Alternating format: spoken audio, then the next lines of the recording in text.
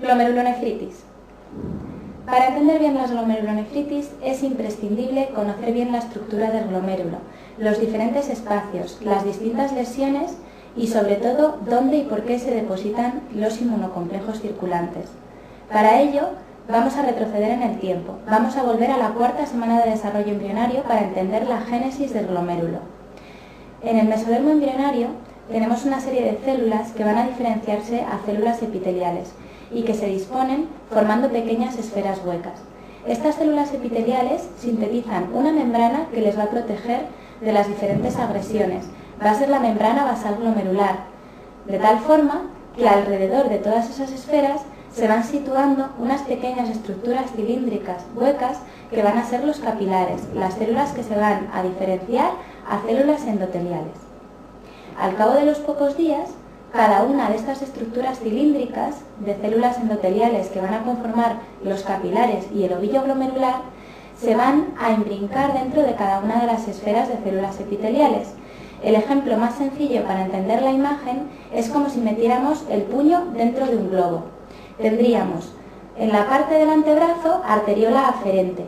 El puño con los dedos serían los capilares del ovillo glomerular y por debajo del antebrazo arteriola eferente, que es el capilar que sale del glomérulo. Dentro del globo diferenciaríamos distintas estructuras. Hay una parte del plástico del globo que va a tocar los capilares, pero siempre a través de la membrana basal, de tal manera que tenemos células endoteliales, membrana basal y células epiteliales que están en contacto con las estructuras. Esas se llaman células del epitelio visceral. Sin embargo, las células que no están en contacto con el endotelio a través de la basal, lo que es el reflejo del globo, la parte del globo que no toca mi mano, sería el epitelio parietal y el reflejo de la membrana basal glomerular. En la misma diapositiva podemos ver el tercer tipo de células que van a conformar el glomérulo. Hemos dicho células endoteliales, células epiteliales y luego las que quedarían en la palma de mi mano, dentro de mi puño. Esas son unas células con capacidad contráctil de forma estrellada que van a rodear los capilares en el interior y que se llaman células mesangiales. Hay unas poquitas células parecidas a las mesangiales que no quedan dentro de la palma de mi mano, que no quedan dentro del glomérulo, sino que quedan por fuera. Y esas serían las células del lacis, que como ya hemos mencionado, forman parte del aparato yuxtaglomerular. Si hacemos un corte sagital de la estructura, podríamos ver el esquema que vamos a utilizar para explicar la mayor parte de las glomerulonefritis. De dentro a fuera tenemos las células mesangiales con morfología estrellada y tapizando los capilares, 4 capilares cortados de forma transversal. Por fuera de ellos tendríamos rodeándolos la membrana basal glomerular y aún más fuera veríamos las células del epitelio visceral. Son unas células muy especializadas con unas prolongaciones y son los podocitos. Tienen unas prolongaciones denominadas pericelos y ya veréis que son muy importantes a la hora de evitar que se pierdan proteínas por la orina. Vamos ahora con los distintos espacios. La membrana basal glomerular veréis que sirve de frontera en muchas de las nomenclaturas del glomérulo. Divide al glomérulo en dos espacios. Todo lo que hay de membrana basal hacia adentro será el espacio endocapilar y todo lo que encontremos de membrana basal hacia afuera será el espacio extracapilar. Como veis, en el corte que vamos a utilizar para estudiar las glomerulonefritis no hemos representado las células del epitelio parietal, sino solo las del visceral, porque son las más importantes. El resto no las vamos a necesitar prácticamente nunca. Así que cuando hablamos de daño a nivel del espacio extracapilar, nos referimos fundamentalmente a nivel de los podocitos. Además de los espacios, es importante conocer las 3 lesiones básicas que se pueden producir en las glomerulonefritis. Las lesiones básicas vienen definidas por la parte del glomérulo que se va a dañar. Si tenemos lesión sobre el mesangio, va a aparecer hematuria. ¿Por qué? Porque las células mesangiales están tapizando todos esos capilares que hemos dicho que son fenestrados, que tienen agujeros grandes por los que se pueden escapar hematíes. Cuando se lesiona el mesangio podemos ver hematuria macro o microscópica y tendremos que tener en la cabeza que hay que diferenciarla de la hematuria de las vías urinarias. ¿Cómo distinguimos la hematuria glomerular de la hematuria de las vías urinarias? Fundamentalmente por la morfología del hematíe. Si la hematuria es glomerular, vamos a tener un hematíe que tiene que atravesar todo el túbulo antes de perderse por la orina.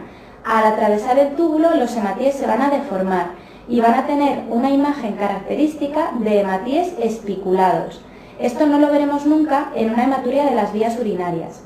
Hay otras cosas que nos pueden ayudar. Por ejemplo, en la hematuria glomerular no solemos ver coágulos, ni tampoco es dolorosa, ni tampoco vamos a encontrar la presencia de cristales ni bacterias habitualmente.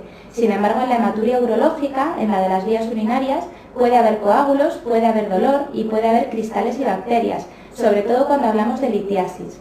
Sin embargo, por ejemplo, un tumor en la vejiga, hay ocasiones en las que ni da dolor, ni hay coágulos, ni se acompaña de cristales. Luego siempre hay que tener muy en cuenta la morfología de los hematíes. Otra de las lesiones básicas es la de la barrera de permeabilidad. La barrera de permeabilidad la constituyen el podocito, la célula del epitelio visceral, y la membrana basal glomerular. Estas dos estructuras son las encargadas de evitar que se pierdan proteínas por la orina. Por tanto, cuando se dañen, vamos a encontrar proteinuria, que puede llegar a ser nefrótica cuando la lesión es importante. En la imagen de microscopía electrónica que veis en la diapositiva, diferenciamos esos pericelos cortados de través y vemos la membrana basal glomerular muy electrodensa. A un lado y al otro de la membrana basal glomerular debemos diferenciar dos zonas. Lo que queda entre la membrana basal glomerular y los pericelos cortados de través será el subepitelio. Cuando haya depósitos en el subepitelio, habrá proteinuria muy importante, ya que se están lesionando dos de los componentes esenciales de la barrera de permeabilidad, tanto el podocito como la basal. Lo que queda entre la membrana basal glomerular y el capilar, fenestrado como veis en la diapositiva, es el subendotelio. Cuando se depositen inmunocomplejos en el subendotelio, podemos tener proteinuria y también veremos algo de hematuria. Cuando la proteinuria supera los 3 gramos al día, hablamos de proteinuria en rango nefrótico y puede tener como consecuencia el descenso de las proteínas en sangre. Podemos encontrar hipoproteinemia con disminución de la presión oncótica y salida de líquido al intersticio con aparición de edemas, que es una de las claves del síndrome nefrótico. Además, esa pérdida de la presión oncótica puede producir hipovolemia efectiva, activar el sistema renina-angiotensina-aldosterona y favorecer aún más la retención de sodio, empeorando los edemas. Además, en el síndrome nefrótico, como bien sabéis, podemos ver un aumento del riesgo de infecciones cuando se pierden inmunoglobulinas por la orina, un aumento del riesgo de fenómenos trombóticos, sobre todo trombosis venosas, por pérdida de antitrombina 3 por la orina, y por último, veremos dislipemia, hiperlipemia mixta. Vamos a tener por parte del hígado un intento de sintetizar esas proteínas que se están perdiendo por la orina. El hígado detecta hipoalbuminemia y se pone a sintetizar todo lo que puede, todo lo que sabe, fundamentalmente lipoproteínas. Hay que tener en cuenta que en el síndrome nefrótico vamos a poder tener una o varias de las cosas de la clínica típica del síndrome nefrótico y en parte va a depender del peso molecular de las proteínas que se pierdan por la orina. Recuerda, cuando hablamos de proteinuria selectiva es porque estamos perdiendo proteínas de bajo peso molecular, fundamentalmente albúmina. Cuando el daño es mayor y se pierdan proteínas más grandes como las inmunoglobulinas o la antitrombina 3, es cuando veremos aumentado ese riesgo de infecciones y de trombosis venosas. Y es cuando se llama proteinuria no selectiva. Por último, la tercera lesión básica del glomérulo sería cuando se dañan las células. Cuando tenemos lesión celular grave a nivel tanto del endotelio como del epitelio, visceral de nuevo, vamos a tener un descenso del filtrado glomerular. Es la peor de las situaciones. Cuando hay daño celular muy severo, vamos a entrar en insuficiencia renal aguda, subaguda, y si se acompaña de oliguria y de alteraciones del sedimento, estaremos en el contexto de un síndrome nefrítico. La lesión que con mayor frecuencia provoca el desarrollo de glomerulonefritis es la producida por inmunocomplejos circulantes. Por tanto, es importante tener claro cuando se producen unos inmunocomplejos de qué tamaño son y por qué se depositan en una zona o en otra del glomérulo, provocando diferente clínica. Vamos a empezar por los inmunocomplejos nefritógenos de tamaño grande.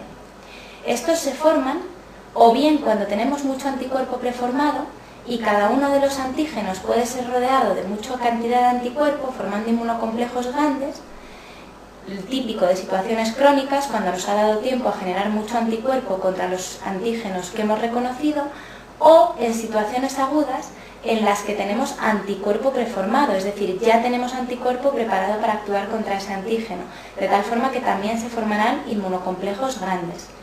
Sin embargo, en situaciones subagudas, en las que tengamos una cantidad similar de antígeno y de anticuerpo, digamos que por ejemplo un antígeno va a ser rodeado de 2 o 3 anticuerpos, de tal forma que se formarán inmunocomplejos medianos.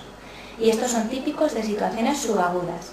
Por último, los antígenos, cuando son masivos en situaciones agudas, van a provocar que se empiecen a formar anticuerpos contra ellos, cuando no hay anticuerpo preformado, de tal forma que va a haber mayor cantidad de antígeno que de anticuerpo. Y se van a formar inmunocomplejos de pequeño tamaño molecular. ¿Por qué? Van a ser inmunocomplejos pequeños porque cada anticuerpo va a unirse a un antígeno. No hay suficiente anticuerpo como para rodear a un antígeno. Y esto es típico de situaciones agudas en las que no teníamos anticuerpo preformado contra nuestro antígeno. ¿Dónde se deposita cada uno de ellos? Pues cuanto más pequeños son, más lejos pueden llegar.